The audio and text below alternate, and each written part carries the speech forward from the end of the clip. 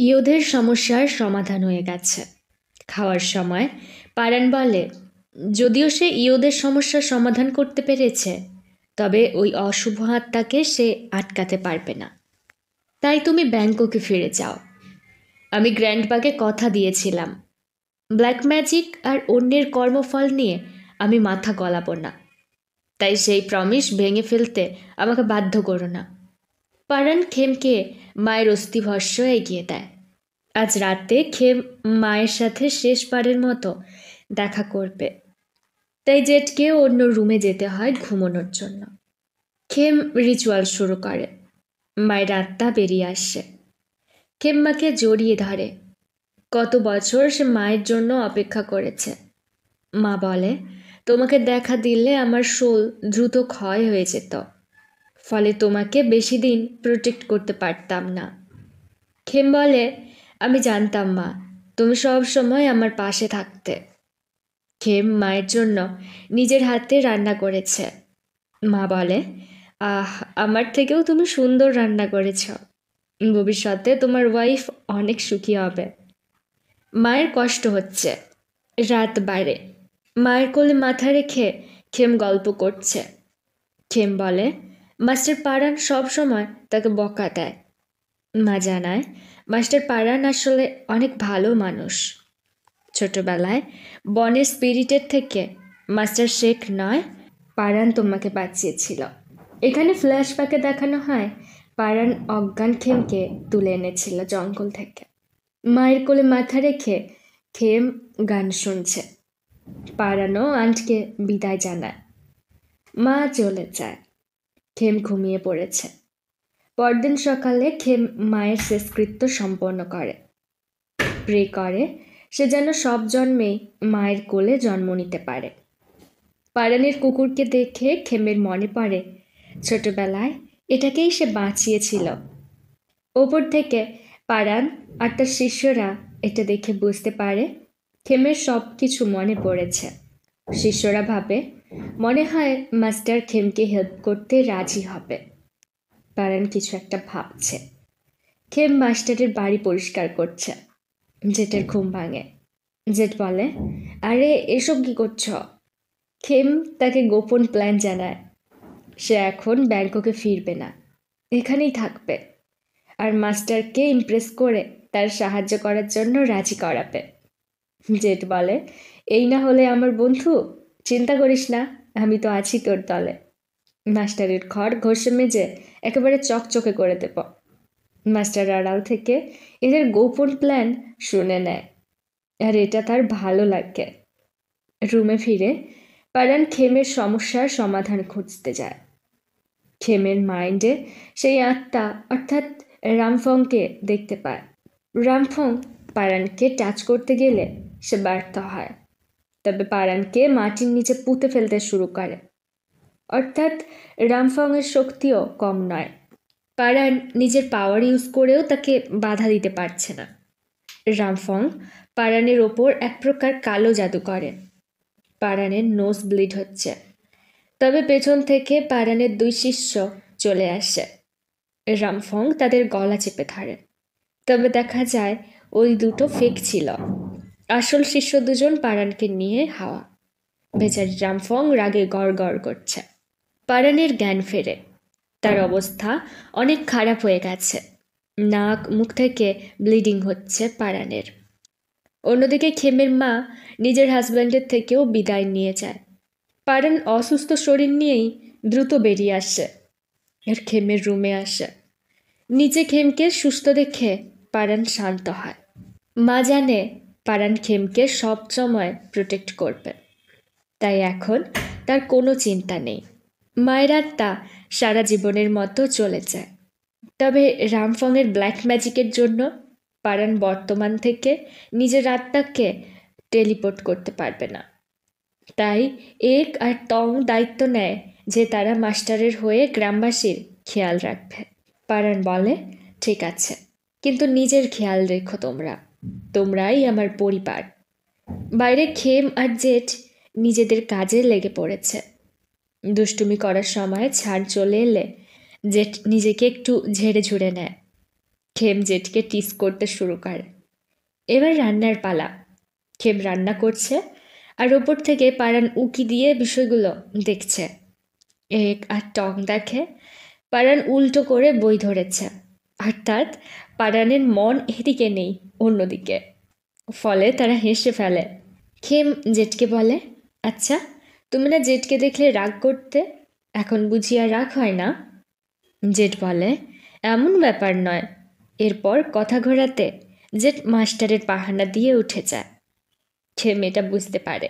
Khem master শেখের ছবি ঝেড়ে পুছে ঠিক জায়গায় রেখে নেমে আসতে গেলে পা পিছলে পড়ে আর এসে পড়ে পারানের ওপর। বাইরে থেকে জেট বলে, খেম মাস্টারের সাথে ফ্লার্টিং করছো? পারান একবার জেটের দিকে তাকিয়ে বেরিয়ে যায়। পারান ধ্যান করছে আর এই দুইজন সুরসুর করে সেখানে যায়। জেট বলে, খেম আজ সকাল থেকে অনেক কাজ করেছে মাস্টার। তাই বলছি যে আমাদের ক্যাম্প তো শেষ হয়ে গেছে, কিন্তু ছুটি এখনও রয়ে গেছে। তো সেই কয়দিন খেম এখানে থাকতে চায়। খেম বলে সে মোটেও দুষ্টুমি করবে না, বরং বাড়ির সব কাজ করে দেবে। তাই মাস্টার কি তাকে নিজের সাথে রাখবে? পারান বলে, ঠিক আছে, থাকতে পারো। দুই বন্ধু তো বেজায় খুশি। হঠাৎ ছাড়নের গলা, কি তোমরা ব্যাংককে ফিরছো না? খেম পুরো ব্যাপারটা খুলে বলে। ছাড়নের চিন্তা হয় খেমের জন্য। সে বুঝতে পেরেছে খেমের উপর একটা ভয়ঙ্কর অভিশাপ আছে, সেটা কাটানো দরকার। ক্যাম্প শেষ হয়ে গেছে, সবাই ব্যাংককে ফিরে যাবে। ঠাম্মিসি সবার জন্য আশীর্বাদ চায় ঈশ্বরের থেকে। রিচুয়াল শেষে সবাই বাসে ওঠে, আর সেই সিনিয়র তিনজন তে, ফু আর কর্ন এখন চুল কেটে সন্ন্যাসী হয়ে গেছে। দেখা যায় ছ্যান ফিরে যায়নি, সেও জেট আর খেমের সাথে এখানেই থাকবে। পারান বলে, এখানে থাকলে তুমিও বিপদের মধ্যে আছো, এটা মনে রেখো। তাই আরও একবার ভেবে না। ছার্ন বলে সে বন্ধুদের সাথেই থাকতে চায়। ছার্ন আর খেম ঠিক করে তারা মাস্টারের শিষ্য হবে জেটের মতো। তারই বন্দোবস্ত চলছে। এই চক্করে খেম নিজের পোশাক আশাকের কথা বেমালুম ভুলে গেছে। পারান চোখ ফিরিয়ে নেয়। অনেক কষ্টের পর তারা ওই স্ট্যাচু টাইপ কিছু বানায়। আই ডোন্ট নো এগুলোকে কি বলে। যাই হোক, শিষ্য হলে পারান তাদের কিছু ম্যাজিক শেখাবে। খেম এগিয়ে এলে পারান তাকে থামায়। শিষ্য হতে গেলে কিছু রুলস মানতে হয়। মাস্টারের প্রতি শ্রদ্ধা ছাড়া অন্য কোনো রোম্যান্টিক ফিলিংস রাখা যায় না, আর এমন কিছু ঘটলে তুমিই বিপদে পড়বে। খেমের এটাতে ভীষণ খারাপ লাগে। আজ গোটা বেলা সে কষ্ট করে ওইগুলো বানিয়েছে। তার দুটো হাতের আঙুলগুলো কেটে গেছে। পারান জেটকে নিয়ে রিচুয়াল শুরু করে। আজ থেকে ছার্ন পারানের শিষ্য। পারান জেটকেও শিষ্য হিসেবে মেনে নেয়। আর খেম শুধু একরাশ হতাশা নিয়ে তাকিয়ে থাকে মাস্টারের দিকে। তবে এখনও শেষ রিচুয়াল বাকি। ছার্নকে বনে গিয়ে এক প্রকার লাল মোড়ক খুঁজে আনতে হবে। জেট ভয় দেখায়, ওই বনে অনেক ভয়ঙ্কর জিনিস আছে। পারান বলে, ছার্নের সাথে তুমিও যাচ্ছ। জেট অবাক, আমি কেন? তবে মাস্টারের অর্ডার, বেচারা জেট। দুইজনে বেরিয়ে যায়। পারান উপরে চলে যায়। খেম বলে, আগে বললেই হতো, আমাকে শিষ্য করতে চাও না। এখন দেখো আমার হাত দুটোর অবস্থা কত খারাপ হয়ে গেছে। মাঝখান থেকে কোনো লাভ হলো না। দূর থেকে পারান খেমের কথাগুলো শুনতে পায়। জঙ্গলে ওই দুইজন লাল কাপড় খুঁজছে। ছার্ন বলে, ভয় পাচ্ছ কেন এত? এখনো অন্ধকার নামেনি তো? জেট বলে, এই জন্যেই তো ভয় করছে। দিনের বেলাতেই যে এই জঙ্গলের ভয়ঙ্কর জেগে থাকে। ছার্ন বলে, সেটা আবার কে? এর মধ্যে লাল কিছু দেখে ছার্ন সেদিকে যায়, কিন্তু এটা লাল কাগজ নয়। জেট বলে, ছার্ন পেছনে তাকাও। ছার্ন বলে, কেন, কি হয়েছে? ছার্ন পেছন ঘোরে। এটা একটা হিংস্র জন্তু। এটা দেখে ছার্ন দৌড় দেয়, আর জেটও পেছন পেছন সেই জন্তু। এদিকে রাত হয়েছে, এখনো তারা ফেরেনি। দেখা যায় এই দুইজন একেবারে বিধ্বস্ত অবস্থায় ফিরে এসেছে। ছার্ন ডগির দিকে লাল পেপার পাড়ায়। এই যে মাস্টার, পেয়ে গেছি। আসলে ছান তার চশমা হারিয়ে ফেলেছে। ছান বলে, কোনো ব্যাপার নয়, আমার ব্যাগে আরও একটা চশমা আছে। পারান ছানকে একটা পবিত্র বীজ দেয়।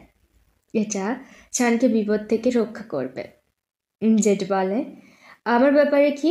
আমারও তো কিছু পাওনা আছে। পারান বলে, তুমি তো আগেই পেয়েছ আমার থেকে। তোমাকে তো আমি আগেই দিয়েছি। জেড বলে, মানে ওর সাথে গিয়ে এত কষ্ট করলাম, তার বিনিময়ে আমি কিছুই পাবো না? পারান বলে, কি চাও তুমি? জেড বলে, সে তং আর এককে দেখার ক্ষমতা ফিরে পেতে চায়। আসলে জেড আগে থেকেই থং আর এককে দেখতে পেত। যেহেতু অন্যরা তাদের দেখতে পেত না, তাই সবাই ভাবত জেড পাগল। ফলে জেডের কোনো বন্ধু ছিল না। তাই জেডের বাবা পারানের সাহায্যে তার স্পিরিটদের দেখার ক্ষমতা সিল করে রেখেছে। জেড বলে, এখন সে বড় হয়েছে, বড় কথা তার দুজন ভালো বন্ধু আছে, তাই কোনো চিন্তা নেই, বাবাকে সে মানিয়ে নেবে ঠিক। পারান রিচুয়ালের মাধ্যমে জেটের শক্তি ফিরিয়ে দেয়। জেট চোখ খুলতেই এক আর তংকে দেখতে পায়। দুজন এসে জেটকে জড়িয়ে ধরে। জেটও অনেক খুশি। যদিও খেম আর ছান বাচ্চাদের দেখতে পাচ্ছে না, তবে জেটের হাসিতে ছান বুঝতে পারে বাচ্চাগুলো নিশ্চয়ই অনেক মিষ্টি। রাতে ঘরের ভেতর তিন বন্ধুর জোরদার মিটিং চলছে। মাস্টার কেন খেমকে শিষ্য হিসেবে চায় না? খেম আগের জন্মের সব কথা তাদের খুলে বলে। এরা দুজন তো হাক্কা বাক্কা। জেঠ বলে, আরে বাপরে, মানে 2 জন্মের ভালোবাসা তোমাদের? খেম বলে, না, ওটা খেমিকা আর পাওয়াতের গল্প ছিল।